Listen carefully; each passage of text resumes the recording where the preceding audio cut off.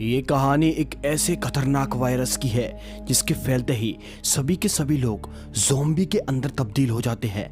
जी हाँ, आज की वीडियो में हम एक्सप्लेन करेंगे ट्रेन टू बुसान मूवी को, जो कि 2016 में रिलीज हुई थी। इस कहानी की शुरुआत में हम एक आदमी को देखते हैं जो कि अपनी गाड़ी से जा रहा होता है, लेकिन तभी वो आदमी एक हिरन की टक्कर कर देता है जिसकी वजह से उस हिरन की मौत हो जाती है।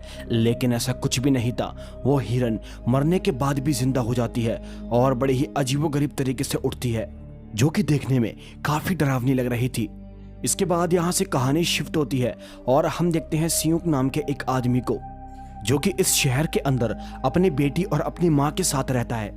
उसके बाद तभी हमको पता चलता है सियुक की बेटी का बर्थडे था, इसीलिए वो अपनी बेटी के लिए तोहफा लेकर उसके पास जाता है। लेकिन उसकी बेटी उससे कहती है कि मुझे माँ से मिलने के लिए बुसान जाना है। सियुक की एक वाइफ भी थी जिसके साथ अभी उसका डिवोर्स हो चुका था, लेकिन फिर भी अपनी बेटी की खातिर वो उसे अपनी माँ से मिलवाने के लिए बुसान ले जाने को तैयार हो जाता है। उसके बाद तभी वो अगले ही दिन बुसान जाने वाली ट्रेन के अंदर चढ़ जाते हैं। उस ट्रेन के अंदर और भी काफी सारे पैसेंजर थे, जैसे कि एक आदमी सेंग्यू और उसकी एक पत्नी भी थी जो कि पूरी तरीके से प्रेग्नेंट थी। अब हम यहाँ पर देखते हैं कि ट्रेन अपने स्टेशन पर खड़ी हुई थी और चलने के लिए पूरी तरीके से तैयार थी, लेकिन ट्रेन तब तक चल पाती तभी एक लड़की ट्रेन के अंदर अजीबोगरीब तरीके से चढ़ती है, जिसे अब किसी ने काट लिया था और देखते देखते वो लड़की एक ज़ॉम्बी के अंदर तब्दील हो जाती है। वहां पर एक ट्रेन अटेंडेंट भी थी, तभी वो लड़की उसको भी काट लेती है और उसके काटते ही वो ट्रेन अटेंडेंट भी एक ज़ॉम्बी के अंदर बदल जाती है। और अब उस डिब्बे में जो भी लोग थे वो धीरे धीरे करके ज़ॉम्बी बनते जा रहे थे। इसी के साथ हम देखते हैं कि सेक्यो और काफी सारे लोग उस डिब्बे को खाली करके अगले डिब्बे के अंदर चले जाते हैं, जहां पर अभी भी कोई भी ज़ॉम्बी नहीं बना था, क्योंकि वो वायरस यहां तक नहीं पहुंचा था। और तभी वहां पर उनको एक न्यूज़ के जरिए पता चलता है कि ये वायरस ना कि उनकी ट्रेन में बल्कि पूरे देश के अंदर फैल चुका है। इसी के साथ साथ उन लोगों को पता चलता है कि अब हालात खराब होने के चक्कर में ट्रेन को किसी भी स्टेशन पर नहीं रोका जाएगा। उसके बाद तभी हम सीक्यू को देखते हैं जो कि अपनी माँ से कॉल पर बात कर रहा था, लेकिन अगले ही पल उसको पता चल जाता है कि अब उसकी माँ भी इस वायरस की चपेट में आ चुकी है, यानी कि अब वो भी ज़ॉम्बी बन चुकी है। उसके बाद तभी थोड़ी देर के बाद ट्रेन को एक स्टेशन पर रोका जाता है, जिस स्टेशन पर एक चिड़िया भी नहीं मंडरा रही थी। उसके बाद तभी ट्रेन के सभी यात्री ट्रेन से उतरना शुरू कर देते हैं। उन लोगों को लगता है कि ये स्टेशन काफी सेफ है। इसके बाद वो सभी के सभी लोग दूसरे गेट की तरफ बढ़ना शुरू कर देते हैं, लेकिन वो जैसे ही वहां पर जाते हैं तभी सामने से एक आर्मी खड़ी हुई थी जो कि नॉर्मल नहीं थी। वो आर्मी पूरी तरीके से ज़ॉम्बी के अंदर तब्दील हो चुकी थी और तभी वो ज़ॉम्बीज इनके ऊपर अटैक करते हैं। तभी ये सभी के सभी लोग अपनी जान को बचाकर वापस अपने स्टेशन के करीब बढ़ते हैं।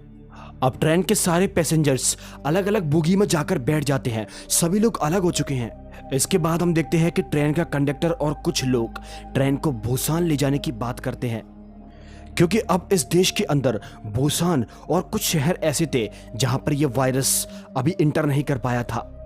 इसके बाद हम सेक्यो और सेंग्यू को देखते हैं जो कि अपनी ट्रेन की तरफ भाग रहे थे। उनके पीछे काफी सारे ज़ॉम्बी थे जो कि उनको पकड़ने की काफी कोशिश कर रहे थे, लेकिन अपनी जान को बचाकर वो एक बोगी के अंदर चढ़ जाते हैं। लेकिन उस बोगी के अंदर आने के बाद उनको पता चलता है उस बोगी के अंदर ना तो सियुक की बेटी थी और ना ही सेंग्यू की वाइफ, जिस चक्कर में अब उनकी जान को बचाने के लिए वो इस बोगी से उनकी बोगी के पास जाने की कोशिश करते हैं। लेकिन जाना इतना आसान नहीं था, क्योंकि रास्ते में काफी सारे ज़ॉम्बीज थे। लेकिन सियुक और सेंग्यू और काफी सारे लोग जैसे तैसे करके उन ज़ॉम्बीज से लड़ रहे थे। वो ज़ॉम्बीज काफी सारे थे और तभी वो लोग लगातार उन ज़ॉम्बीज से लड़ते जा रहे थे। तभी अचानक वहां पर एक टनल आ जाता है, जिसके कारण पूरी ट्रेन के अंदर अंधेरा हो जाता है और तभी उन ज़ॉम्बीज पूरी तरीके से अंधे हो जाते हैं। तभी वो समझ जाते हैं कि इन ज़ॉम्बीज को अंधेरे से नहीं दिखता और वो फौरन ही मौके का फायदा को उठाकर अपनी बोगी को चेंज कर देते हैं। और अब उन लोगों को बोगी नंबर 15 में जाना था, लेकिन टनल जैसे खत्म होता है तभी वहां पर उजेला हो जाता है और वो सभी ज़ॉम्बीज फिर से दिखने लगते हैं और उन लोगों पर अटैक करना शुरू कर देते हैं। लेकिन सेंग्यू उन्हें किसी तरह रोकने की कोशिश करता है। बाकी लोग बोगी नंबर 15 की तरफ भागते हैं, लेकिन वहां का दरवाजा कोई भी नहीं खोल रहा था। क्योंकि अब वहां पर सभी लोगों को अपनी अपनी पड़ी थी। 15 नंबर बोगी के अंदर एक आदमी होता है जो कि उनको उस बोगी के अंदर नहीं आने दे रहा था। उसे लगता है कि ये सभी के सभी लोग उस वायरस की चपेट में आ चुके हैं। अब यहाँ पर सियोक और सेंग्यूक जैसे तैसे करके उस ज़ॉम्बीज़ को रोके रखे थे, लेकिन तभी अचानक से एक ज़ॉम्बी सेंग्यूक को काट खा लेता है। अब वो समझ चुका था कि थोड़ी देर में वो भी एक ज़ॉम्बी बनने वाला है, इसीलिए वो सियोक से वहाँ से जाने के लिए कहता है और तभी वो भी वहाँ से चला जाता है। अब वो मरने से पहले आखिरी बार अपनी बीवी को देखता है, जो कि उससे कहता है कि जो उसकी होने वाली बेटी है उसका नाम शेला रखना। और तभी देखते ही देखते अगले पल वो सारे ज़ॉम्बीज़ सेंग्यू के ऊपर अटैक कर देते हैं और उसे भी जान से ख़त्म कर देते हैं। इससे पहले कि ज़ॉम्बीज़ अगले डिब्बे में पहुंच पाते तभी सियोक वहाँ के गेट को बंद कर देता है। अब अंदर जाते ही सियोक उस आदमी को मारने लगता है जिसने इस दरवाजे को नहीं खोलने दिया था, जिसके चक्कर में सेंग्यूक और कुछ लोगों की मौत हो गई। लेकिन अब वो आदमी सभी लोगों को सियोक के खिलाफ भड़काता है। वो सभी से कहता है कि ये भी एक ज़ॉम्बी बनने वाला है, इसकी बातों को मत सुनो। और उसके साथ आए सभी लोगों को एक अलग डिब्बे के अंदर भेज दिया जाता है। उसके बाद अगले सीन में हम एक लेडी को देखते हैं जो कि काफ़ी ज़्यादा सैड थी, क्योंकि उसकी जो बहन थी वो भी एक ज़ॉम्बी बन चुकी थी। और इसी दौरान गुस्से में आकर वो उस दरवाजे को खोल देती है जिसके अंदर काफ़ी सारे ज़ॉम्बी बंद थे। दरवाजे के खुलते ही सभी ज़ॉम्बीज़ आज़ाद हो जाते हैं और बस सब कुछ तहस नहस कर देते हैं। वो सभी को मारने लगते हैं, लेकिन अभी भी वहाँ पर कुछ लोग बचे थे। एक तो वही सेल्फिश आदमी जिसे कि अपनी जान की पड़ी थी, और उसके साथ एक लड़का और था, और सियोक के साथ वाले सभी लोग बच चुके थे क्योंकि वो अलग डिब्बे के अंदर थे। अब हम यहाँ पर देखते हैं कि वो ट्रेन आगे नहीं जा सकती क्योंकि आगे की पटरियाँ खराब थी। उसके बाद अब यहाँ पर ट्रेन का ड्राइवर अनाउंसमेंट करता है कि जो भी बचे हुए लोग हैं अब वो दूसरी ट्रेन की तरफ भागें, जिससे कि वो उन्हें बचाकर सेफली भूसान लेकर जा सके, क्योंकि ये ट्रेन आगे नहीं बढ़ सकती, आगे रास्ता पूरी तरीके से ब्लॉक्ड है। अब यहाँ पर सभी बचे हुए लोग अगली ट्रेन की तलाश में निकलते हैं। अब वो सभी लोग एक दूसरे से अलग हो चुके हैं।